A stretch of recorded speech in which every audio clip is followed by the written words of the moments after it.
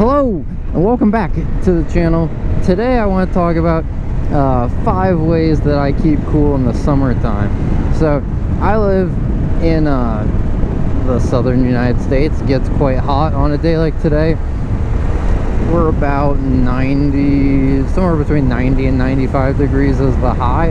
And so I just want to talk about ways I stay cool. And so I've got 5 ways for that I stay cool. Some are gear, some are kind of preparing to ride and how I ride. So the first one is going to be that I like to ride on routes that keep moving.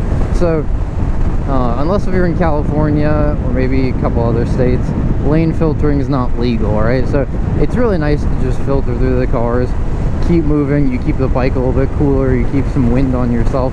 But you know, depending on where you are, you might not want to risk it. And so I like to basically plan my routes as a way that I get to keep moving, right? So I'm not gonna sit, like if I have the option to go on a more of a highway or a back road that has less stoplights, less stop signs, less traffic on it in general, or even if I can plan to ride a little bit earlier or a little bit late to catch one of the the early part of rush hour, the late part, and just kind of avoid the worst of it.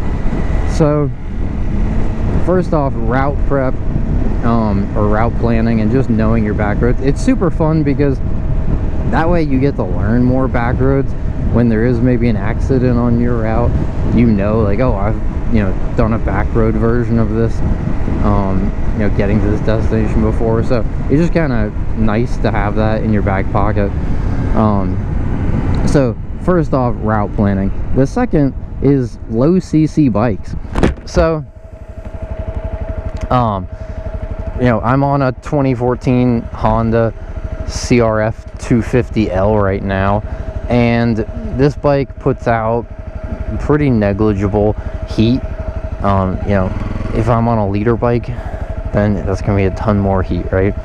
And especially like some Harleys, things like that, where it's just like, man, people are their legs are just sweating like crazy and it's super nasty. But this bike, really not bad. It doesn't block a lot of the wind, so you get a lot of wind flow going through you, and it really has to be like 95, maybe minimum 90, but probably more like 95, and sitting stationary for a while to really even feel heat coming off of this bike that bad. And so this bike, an R3, a Ninja 400, all of those bikes are going to give off substantially less heat than something like an inline 4 sport bike, or even some of these like bigger, like 800 plus cc naked bikes or Harleys, things like that. So if you got a bike that's lower cc, honestly way more fun to ride in the heat if you're concerned about getting super sweaty. The next one is going to be how you dress related. So I wear Icon's field armor. So the first version that they did with the D30, and so they have the new version of the field armor where they have, I think it's soft core, and then they have like a hardcore one. And so the hardcore has like this hard plastic, like exoskeleton sort of on the outside, and it has very thin D30. And then they've got the field armor soft core, which doesn't have the hard plastic on the like exoskeleton part of it. But in my opinion, the first version of it Icon nailed, and the second version is not quite as good. So this first version, it has some of that hard plastic on the outside, but it doesn't really restrict my movement. It doesn't feel uncomfortable. It's super nice to wear. It forms to my body, like around my ribs, and I'm technically not even wearing the right size. I bought it after they discontinued it, because after I saw it I was like, this is amazing. And so I got a large, which I should technically be a medium if you look at their size chart, but the large fits me just fine. It's okay. And so it might be hard to find a used version of this first iteration of the Icon field armor. You might have to try the hardcore or the softcore or whatever they call the one that's got the hard exoskeleton on it. But the problems, I'll say, I haven't used either one of the new ones, but I'll say the problems are, it seems like the new version has thinner D3O, or it just seems thinner in general if you get the soft core. And you're also just body armor pads basically stuck inside of like a mesh netting, and so if you're sweating a bunch, that mesh netting is going to start smelling bad and you're gonna have to wash it. Whereas with the first version of the D3O, you don't have to wash it ever, I don't think. It has only a little bit of fabric over like my shoulders that helps support it, but otherwise it's just like this D3O. I've never washed it. I might have wiped it down before, but it doesn't smell. It doesn't like collect that kind of sweaty, gross smell. It still smells just pretty normal, just kind of like plastic. So I highly recommend something like that. I see people wearing the full like adventure jackets and things like that with body armor in them, and I don't know how they do it in the summertime. I used to do that when I first started, but it made it significantly less fun to be that hot and to arrive at my destination all sweaty and stuff like that. So highly recommend. It's kind of more like a motocross sort of exoskeleton looking thing, and if you're nervous about being like, oh well, I lose all protection on my arms, and you know, they want a little more protection, they sell individual kind of like elbow pads and stuff like that. I don't use it. I don't even use the tailbone protector. I took that off of mine, but this field armor has been a complete game changer for me. I will ride in the middle of the day on the hottest day of the year now. It doesn't negatively impact my riding like using a jacket did, or oftentimes when it was hot in the summertime and I only had a jacket, I would just say no thanks, I'm not gonna ride because I can't show up completely covered in sweat. So this has been super helpful.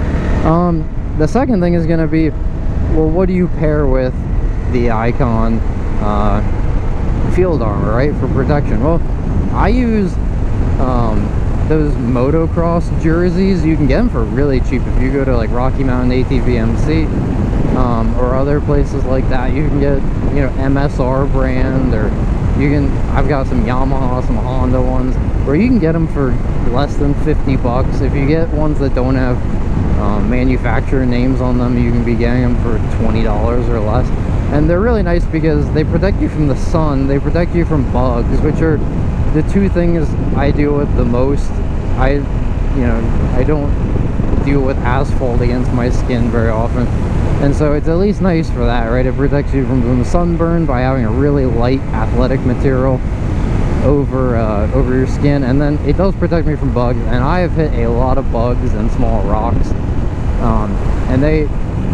and this is at least some barrier where it definitely helps absorb it a little bit, give you a little bit of protection, but it still looks cool. And once you take off your field armor, you have a shirt underneath that you can wear just fine. So long sleeve athletic material shirts work great, or especially the motocross kind of pennies. So I really enjoy those.